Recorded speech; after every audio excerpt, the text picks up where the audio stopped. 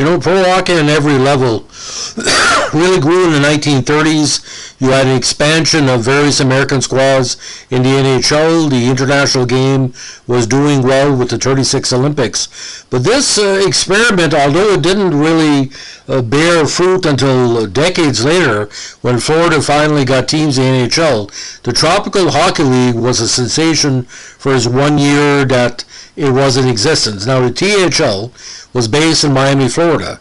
The league had 4 teams, all based in Miami, and lasted for only one season, 1938-39, before folding. It was notable as the first attempt to establish pro hockey in Florida or the South in general, though it ultimately had minimal impact on popularizing the sport in the region.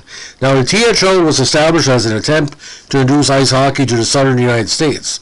Again, the 4 squads included the Coral Gables Seminoles, the Miami Clippers, the Miami Beach Pirates, and Havana Tropicals, all of which played at the Metropolitan Ice Palace in Miami. With 3 exceptions, the players were all Canadians, recruited from camps in Port Colborne, Ontario, and Winnipeg. One notable figure was Mike Goodman, a former member of the Winnipeg Falcons, who won the gold medal in hockey for Canada at the 20 Summer Olympics.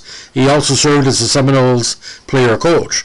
Now, the league's inaugural game, billed as the first hockey game ever staged in the South, was played between the Clippers and Pirates on December 10, 1938. It was preceded by demonstrations of the sport by players and also featured a mambo concert after the second period.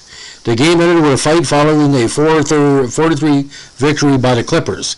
Now, newspapers at the time, including the Miami Herald and the AP Report, list the final score of the game as 3-2. It seems as if the Miami News printed the wrong score on December 11, 1938. In subsequent reports, the Miami News switches to 3-2 being the final.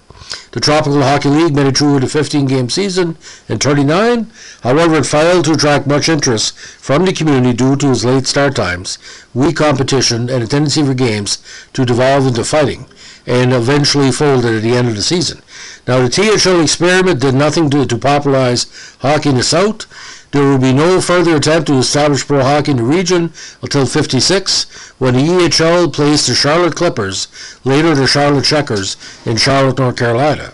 Florida did not get another hockey team until the Jacksonville Rockets joined the EHL in 1964. From 1992 to 1995, there was another minor hockey league based in Florida, the ever-venerable Sunshine Hockey League, which I've covered. Some really, really good players. Now, final standings, Coral Gables won the league with a 12-2 record. Miami was at 7-6. Miami Beach was at 5-9, and Havana Tropicals were at 4-11. Now, a good book that talks about the THL is a Hockey People's History by Random House, and of course, Jim Mancuso and Pat Kelly's book, Hockey in Charlotte by Arcadia Publishing, is a good reference as well.